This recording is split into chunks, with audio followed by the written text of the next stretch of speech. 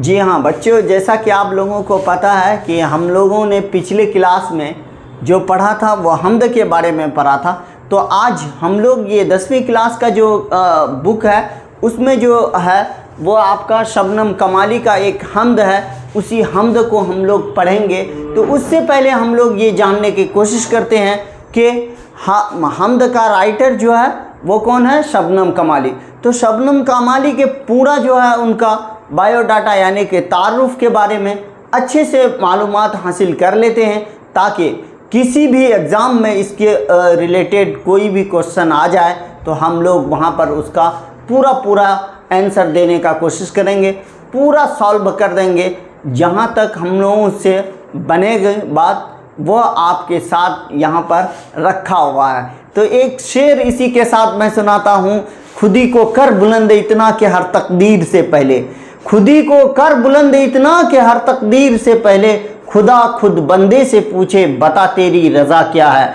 तो यकीनन मेरे साथी आइए आज हम लोग जानते हैं शबनम कमाली के बारे में। तो शबनम कमाली का असल नाम क्या था, असल नाम क्या है?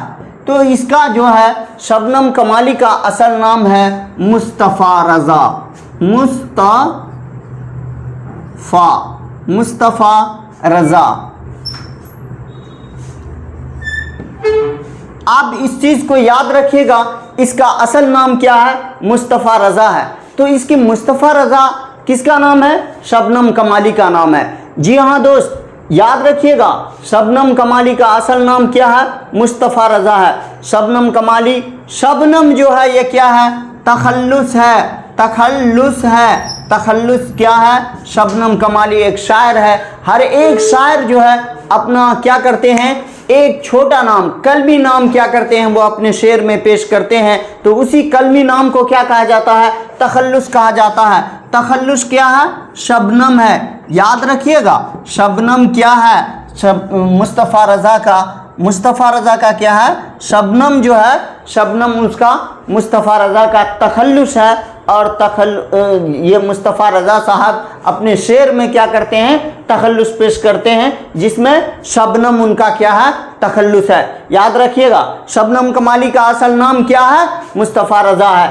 शबनम कमाली का तखल्लुस क्या है, तो शबनम है, यानी कि मुस्तफ़ा रज़ा का तखल्लुस क्या है, शबनम है। याद रखना है। इनकी पैदाइश कब हुई है, पैदाइश के बारे में याद रखिएगा, पैदाइश कब हुआ है शबनम कमाली का, पैदाइश जो है मेरे दोस्त, शबनम कमाली का पैदाइश कब हुआ है, इस चीज़ को याद रखिएगा।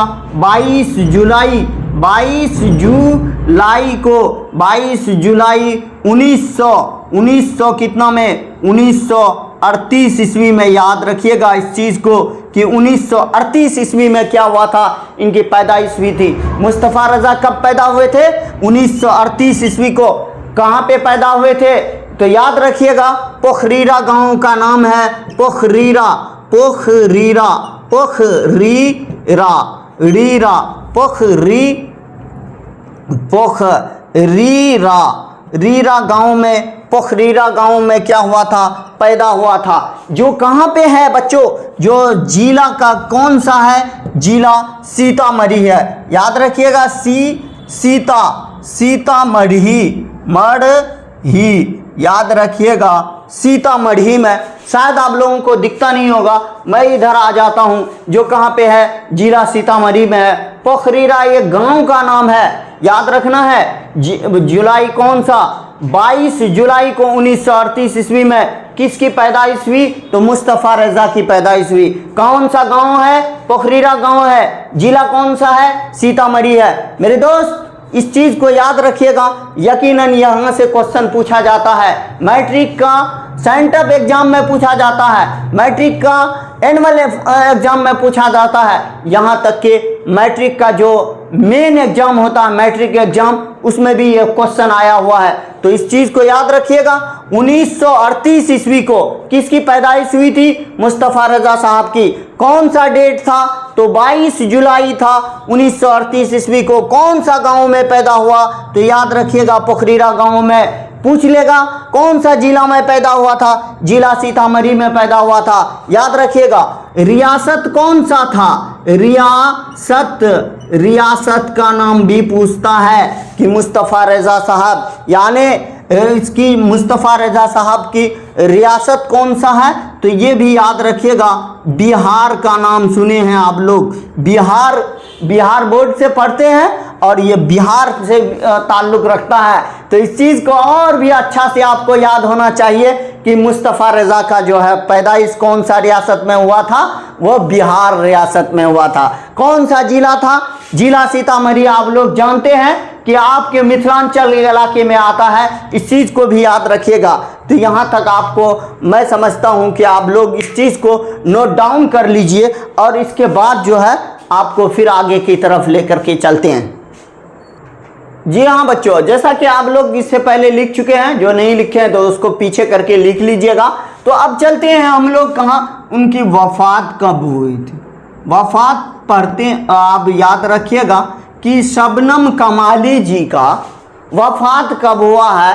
तो इनके वफ़ात के बारे में कोई ऑथेंटिक यानी कि पूरे सबूत के साथ जो है और उनका अभी तक बायोडाटा नहीं आया है।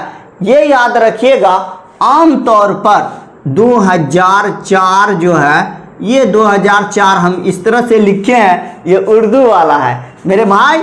अब इस चीज़ को याद रखिएगा 2000 कौन सा ईस्वी में, 4 ईस्वी में ये क्या हुआ था, ये इंतकाल किए थे।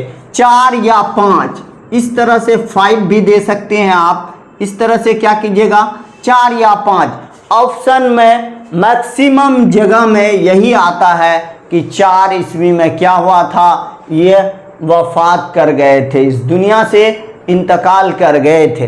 याद रखिएगा इनके जो है ये शोराए कराम जो है बहुत ही उम्दा शोराए कराम थे। इनका जो है मेन कंटेंट जो था वो ये था कि वाज़ व तबलीग के लिए ये जो है अपनी ज़िंदगी को क्या कर दिए थे, सर्फ कर दिए थे। तो याद रखिएगा मुस्तफ़ा रज़ा का अहम जो है किरदार किस में रहा है, शबनम कमाली का जो है, याद रखिएगा कि शबनम का जो है शबनम की ज़िंदगी जो गुजरी है, शबनम कमाली साहब की ज़िंदगी जो गुजरी है वो किस में गुजरी है, ज़िंदगी जो गुजरी है वो किस चीज़ में गुजरी है। तो याद रखिएगा ये उसकी ज़िंदगी गुजरी है वाज के माने होता है बोला दावत देना, वाज यानी कि नसीहत करना। वाज किसके लिए, नसीहत के लिए, तबलीग का नातिया मजमुआ है। और इन्होंने जो हमद लिखा है उस हमद का नाम क्या है, याद रखिएगा हमद खुदाए अज़्ज़ल, हमद खुदाए अज़ व ज़ल, याद रखिएगा अज़्ज़ल, हमद खुदाए अज़्ज़ल जो है इन्होंने यही निसाब में आपके शामिल है। इस हमद को पढ़िएगा।